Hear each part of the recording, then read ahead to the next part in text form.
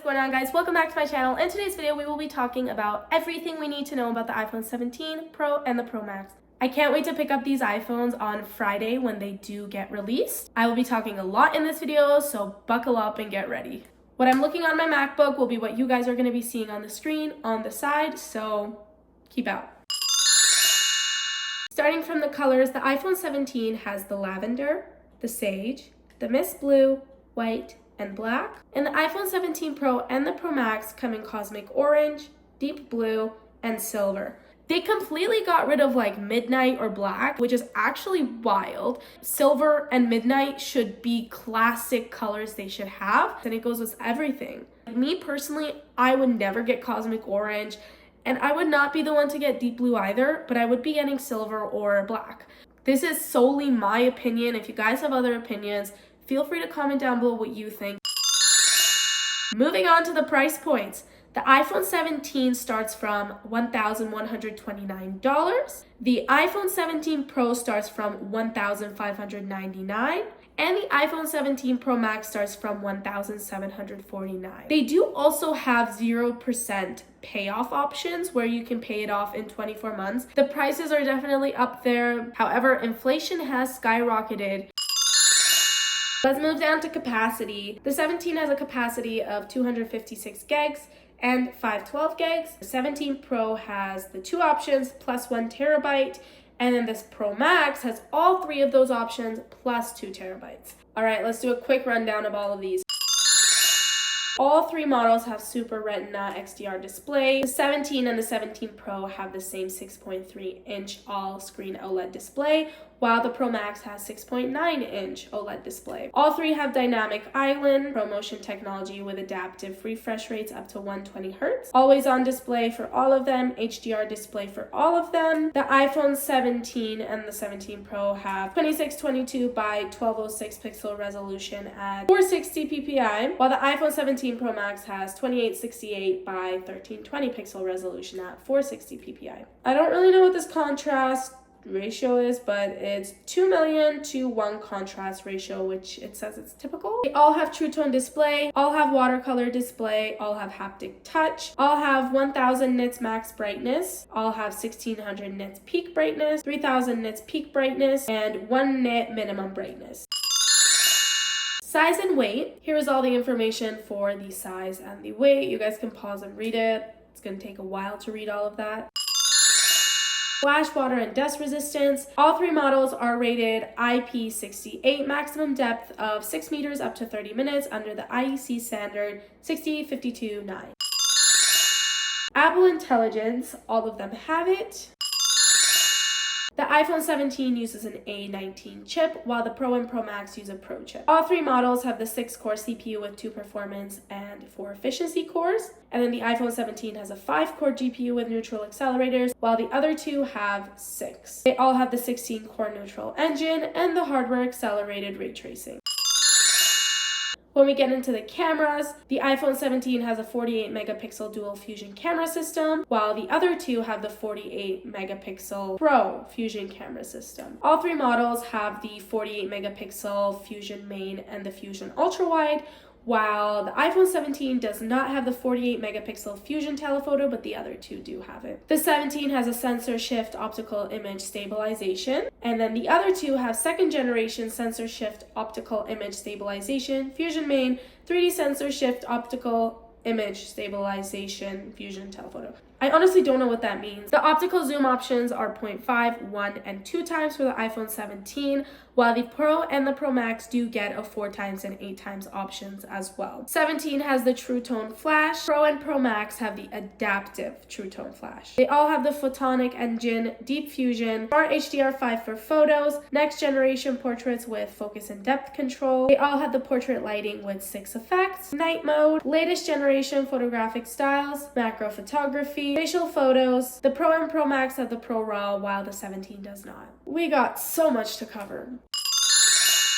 The video recording for the iPhone 17 is 4K Dolby Vision video recording up to 60 frames per second, while the 17 Pro and the Pro Max have the 4K Dolby Vision recording up to 120 frames per second. They all have the cinematic mode, they all have dual capture, they all have action mode, they all have spatial video recording, and then the Pro and the Pro Max have the ProRes video recording up to 4K at 120 frames per second with external recording, ProRes RAW, Academy color encoding system, Apple Log 2 video recording, Genlock support, while the iPhone 17 does not have any of those. They all have macro video recording, including slow-mo and time-lapse. Slow-mo video supports up to 1080p at 240 frames per second for all of them. However, the 17 does not have the 4K Dolby Vision up to 120 frames per second. They all have the quick take video. The 17 has a sensor shift optical image stabilization, while the other two have the second generation sensor shift optical image stabilization 3D sensor. They all have the spatial audio and stereo recording. The Pro and the Pro Max model have the studio quality 4 mic array, while the 17 does not. And then all models have the audio mix and wind noise reduction. Oh my god, we got so much more to go. Oh my goodness.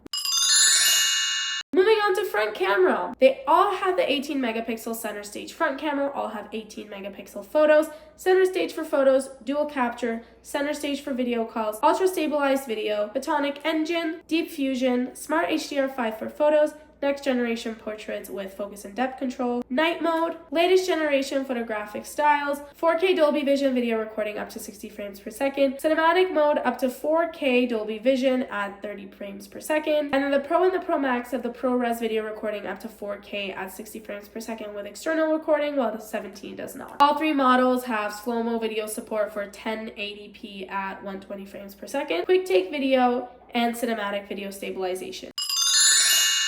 Moving on to power and battery. They all have the built-in rechargeable lithium-ion battery, MagSafe QI2 and QI wireless charging. iPhone 17 has up to 30 hours video playback, iPhone 17 Pro has up to 33 hours, and the iPhone 17 Pro Max has up to 39 hours. When it comes to streamed, the 17 has up to 27, Pro has up to 30, and Pro Max has up to 35. All of them are fast charge capable. With a 40-watt charger, it can charge up to 50% in 20 minutes, and then with a 30-watt charger, it can charge 50% in 30 minutes, and that goes for all models.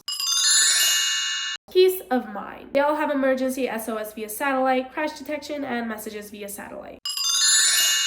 Cellular and wireless. They all have 5 gigs with 4x4 MIMO, gigabit LTE, Wi-Fi 7, Bluetooth 6, Apple second generation ultra wideband chip, thread networking technology, precision dual frequency GPS, VO LTE, NFC with reader mode, express cards with power reserve, and Wi-Fi calling. Secure authentication. They all have Face ID, which is enabled by TrueDepth technology in the center stage front camera.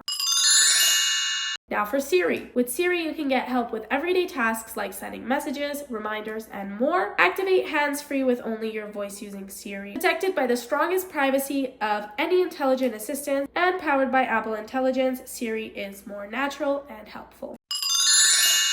Sensors. The Pro and Pro Max have the LiDAR scanner while the 17 does not, and they all have high dynamic range gyros, high G accelerometers, proximity sensor, and dual ambient light sensors, and barometer. SIM card. They all have dual eSIM, 2 active eSIMs, stores 8 or more eSIM. That's wild. Supports advanced eSIM technology for more convenient and security.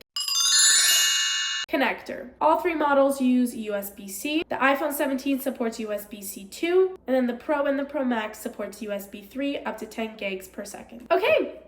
And that's about it. I feel like I've been talking a lot in this video, and that was kind of everything you need to know about the 17, 17 Pro, and the Pro Max. With reading all of that, my personal opinion is that the Pro Max is definitely one of the better models. It is, of course, more expensive, but you're getting higher battery, better camera, and it's a bigger screen in general. So that's the one I think I'm gonna keep this year. I've always been getting the Pros, but I think this year we're gonna change it up a little bit. Speaking of which, I just ran out of storage space. I'm super excited for Friday. I cannot wait to see the new models. September is like one of my favorite times of the year because my birthday's on the 21st and the iPhones always come out on the Friday before my birthday. So it's a good little birthday gift that I get myself every year.